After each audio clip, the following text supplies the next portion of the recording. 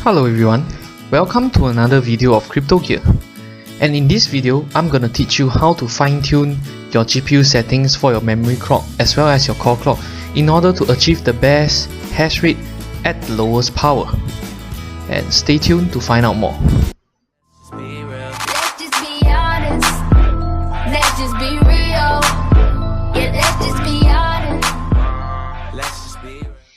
Okay, welcome back.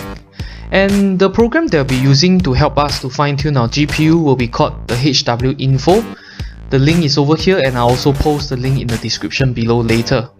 Basically what this program does is it allows you to read the parameters of your GPU, such as your fan speed, temperature, as well as the important thing that we're looking out for, which is the GPU memory error. Okay. So after you have downloaded the program itself, the icon will look something like that over here. Just double click it, yes, and run sensors only. Okay, it will pop up here, and you can see after you scroll down, it will actually exhibit all the parameters of your GPU. For example, for my GPU 1, you can see the fan speed, the memory dedicated, dynamic, link speed, and stuff like that. But the most important is the GPU memory errors that we are looking at.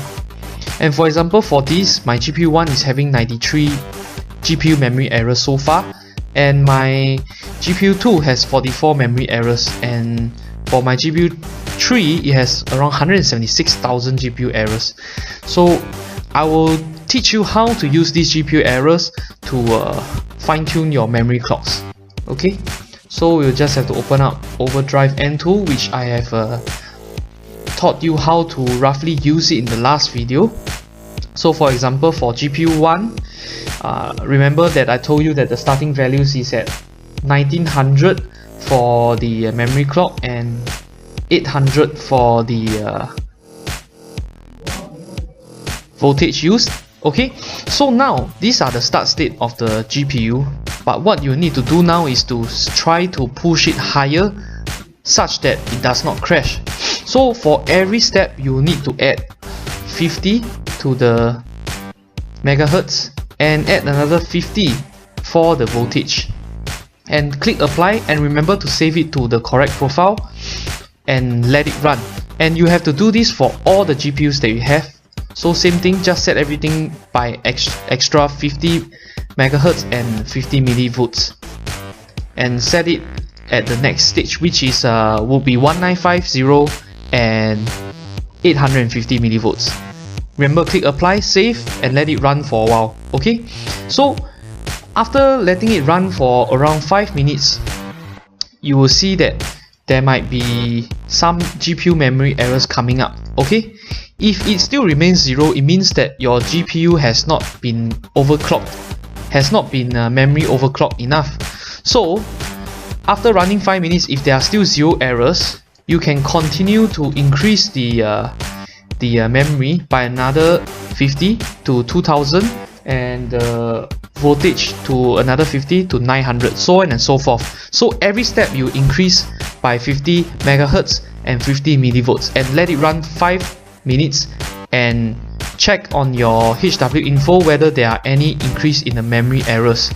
So generally what's accepted is around 1 error every 2 to 3 seconds or so, and that would mean that your GPU is running at a pretty stable rate. If you have overclocked it too much, you will start to see like 100,000 or even a few million errors in just a few seconds, and that will mean that your miner will likely be crashing because memory is overclocked. Okay, so if you take a look at my various GPU, you can see that they are all at different memory clock values.